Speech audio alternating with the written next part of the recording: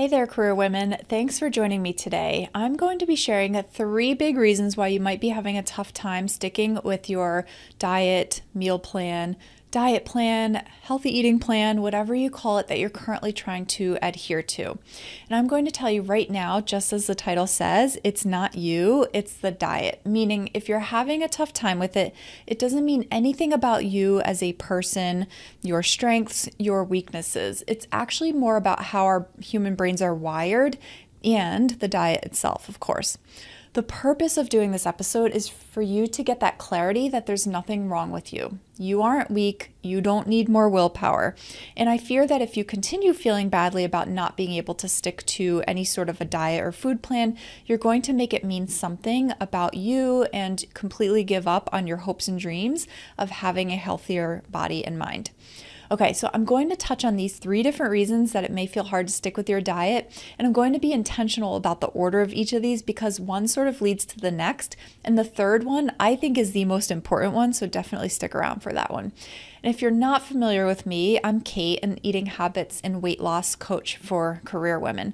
My philosophy is that you can lose weight and keep it off by weakening any unhealthy eating habits that you currently have and creating the new healthier eating habits that you want to have and other weight loss habits that will help you to lose weight and keep it off. It's all about skills, using a blend of strategy based on behavioral science plus thoughts and emotions. So I'll get to all of that a little bit more at the end. So how we think determines how we feel, and how we feel determines what we do or don't do. So how you think and feel is actually a really huge part of your eating habit and weight loss success. All right, so this first reason why it's not you, it's the diet, has to do with the human brain, more specifically the primitive brain and the motivational triad. So without getting too sciencey on you, I will just summarize this. So the primitive brain is the part of the brain that's wired for survival. Its main purpose is to keep you alive long enough to reproduce, to keep the human species alive. So to be successful with that, it was built to be motivated by pleasure, you can guess why, the avoidance of pain or discomfort, and the conservation of energy. So that's the motivational triad. So those 3 things are essentially the objectives of the human brain so that it can meet its main objective, which is survival of the species. So even though now we don't have to worry about that so much, our brains are still wired that way. So that motivational triad still very much affects the things that we do now. And it certainly affects us with eating, right? So a lot of the reasons why you might be wondering, like why you're having a tough time sticking to the healthier choices, right? Or sticking to a certain plan is just because of our brains wanting to avoid discomfort, wanting to save energy, and wanting to increase pleasure. So that includes eating those tastier foods, right? And so your primitive brain's going to try very hard to increase pleasure, avoid discomfort, and conserve energy, even if you have good intentions and you have health or weight loss goals. So when you're trying to decrease sweets and fried foods and follow a diet plan that entails like very healthy foods, that switch may be something that feels very uncomfortable to your primitive brain, and your brain says no way, right? Because it doesn't want to give up the pleasurable things like the sweets and the fried foods. Also, the primitive brain is all about habits, and habits are just things that you've done over and over and over again that your brain is actually able to put on autopilot to conserve energy, right? And that's part of the motivational triad as well. So oftentimes, because of that habit part of the brain, you're almost going against the grain if you're trying to eat something very different than what you're already used to eating. So as you can see, the primitive brain is making it kind of difficult for you. So it does not mean anything about you specifically if you're having difficulty sticking to a diet or sticking to healthy eating. But it's super possible to change all this. There's ways around this. Luckily, the field of behavioral science has helped significantly. So we know that what the things that we can do to help to break habits and also to help form new habits. So as a certified habit coach, this is part of the way that I help my clients. We can actually do things on a motivational triad level that assist with that habit portion of it. One of the big things is to make it as easy as possible to do something. And there are different ways of doing that. And this is going to lead me right into the next reason why it's not you, it's the diet. And this is because diets or any other healthy eating plan oftentimes has too big of changes. So even if it doesn't seem like it when you first look at something initially, you're like, oh, I'm pretty sure I can do this. If you're actually having a tough time with it, it probably means that it's still too big of changes. And that's not because of anything about you, but again, it goes back to that primitive brain and the habits that it's already developed due to the motivational triad. And also, your brain thinks that keeping you doing things exactly the same and not really changing much from there is keeping you safe, because back in the day, that did keep us safe as human beings. So our brains now see big changes as something that's potentially dangerous. So it really can try hard to fight against those big changes, which just can make it feel like there's definitely more friction, definitely more challenge to doing those big changes. So anything really that's different than what you've been doing for quite a while, which could be months or years, will be more difficult for you to do. And again, it may be more difficult, but definitely not impossible. And that's thanks to the world of behavioral science plus coaching. Now, for a moment, I just want you to think about past diets, or even if you weren't on a specific diet, past changes that you've tried to make with your eating. If you're like, I'm gonna just start eating healthy, starting now, right? So think about when you've done this in the past, especially if you were changing your eating habits to or going on a diet to lose weight. Now, we know that it's enjoyable to see the number on the scale go down, and especially enjoyable to see the number on the scale go down quickly. But in order to do that, oftentimes big changes need to be made in the amount of daily calories, right? Which is not great.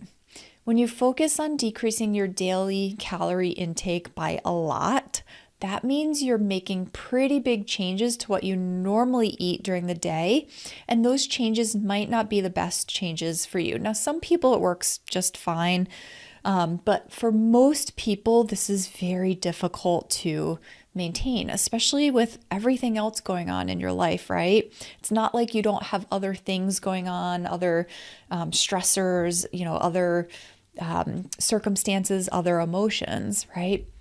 So for example, if you're cutting so many calories at a certain point of your day and you're feeling overly hungry, you're going to be more likely to then overeat at the next meal, or just grab something that you really didn't want to be eating, but you were desperate.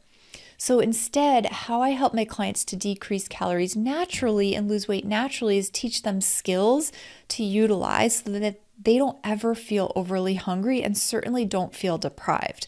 It's a more natural way of eating, and that way it fits seamlessly into your day and it doesn't seem challenging. It's not super uncomfortable.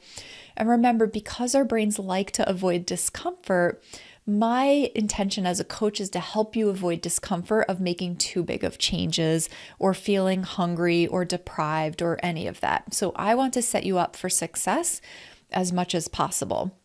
So this brings me to the third big reason of why it's not you, it's the diet. And I think probably the biggest reasons why diets fail, people don't fail diets, right? Is that diets and food plans don't address the thoughts and feelings behind our actions and inactions.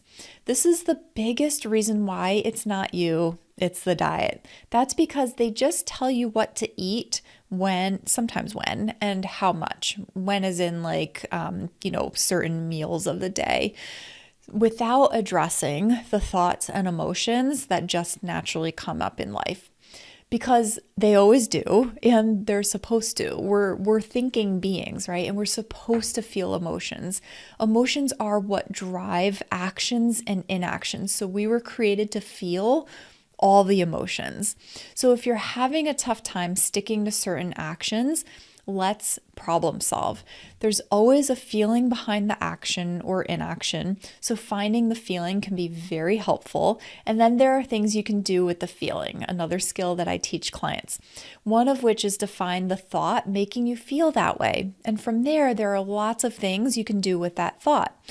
Again, something else that I work on with clients. That's just part of the benefits of coaching, is that I can help pull thoughts out that they didn't even realize, or that you didn't even realize were there. It's kind of like cleaning out a closet, right? And showing you your thoughts and why that may have been leading to certain actions and results ultimately, right? And then we can do things with those thoughts. And I don't just mean like learning to think positively all the time or like positive affirmations. That's not the case at all. There's actually some very powerful work that you could do with thoughts that is a skill that you can take to anything, any part of your life, and get better results just by using the skill of looking at your thoughts and cleaning them up or reframing them, right? So other times it can be a circumstance that makes it difficult for you to stick with like some healthier eating, or to stick with the exercise intentions that you had, right? Like maybe only a 10-minute lunch break. So if that's the case, we problem solve for the circumstance of the 10-minute lunch break. So diets and just trying to change the actions, change either what or how much you eat without addressing the thoughts and feelings, or even the other underlying issues, such as some circumstances, are what makes it very difficult to stick to a diet or a healthy eating plan on your own. So those are the three problems, but here's one more problem. The problem is thinking that you need to go on a diet or eat certain foods or completely do a 180 with your eating habits and only eat healthy foods to lose weight. This is not true. You can actually lose weight and be a healthier eater with some skills that help to break unhealthy eating behaviors and habits, more easily form new, healthier eating habits and other weight loss habits, so that you can maintain those changes for the rest of your life and also still be able to enjoy the foods that you want to still be able to enjoy, right? And since it's learning skills, you can apply those skills to still be able to eat. If you wanted to still be able to eat fried foods, you can. You just apply those skills so that you feel in control, you don't end up overeating, and so you can enjoy that if you want to continue eating that type, that specific food. So if you want to be able to feel like you can eat normally, right? So you don't have to feel like you're counting calories, feeling hungry all the time, measuring things, depriving yourself. You don't have to feel like you need to be perfect all of the time either. This is not really enjoyable, right? It's so much more enjoyable if you feel like you can just sort of eat normally and be in tune with your body and not even really have to think about it. And you certainly don't need to eat the healthiest foods on earth. I don't, and I maintain my healthy eating behaviors and habits and easily maintain my weight. There's no internal dilemma going on in my brain about what or how much to eat. I just naturally eat what's right for my body. And that is the result that I can help you get through coaching together, to learn skills and develop new habits that you'll have with you for life, so that you naturally eat what's right for your body, so that you don't have to worry about it. You can lose weight and keep it off and feel so much better than you currently do, physically and emotionally. If that resonates with you, I invite you to book a free consultation with me. You'll feel clarity about your next steps. You'll feel empowered and see just how doable it is to have the results you want without feeling like you need to rely on willpower, without feeling deprived or overly hungry. Right, so the link to book the free consult is down in the episode description. Thanks for listening, and if you enjoyed this episode, please give it a thumbs up. That makes it more easily findable, accessible by people who are looking for episodes like this to help them with similar problems that you may be experiencing as well. Thanks so much. And also hit the subscribe button so that you get all the weekly episodes as they come out. Become the person who loves her eating habits and her body so you can enjoy more of your life. I'll help. Start now by just setting up a time to talk with me by visiting katemjohnston.com/consult.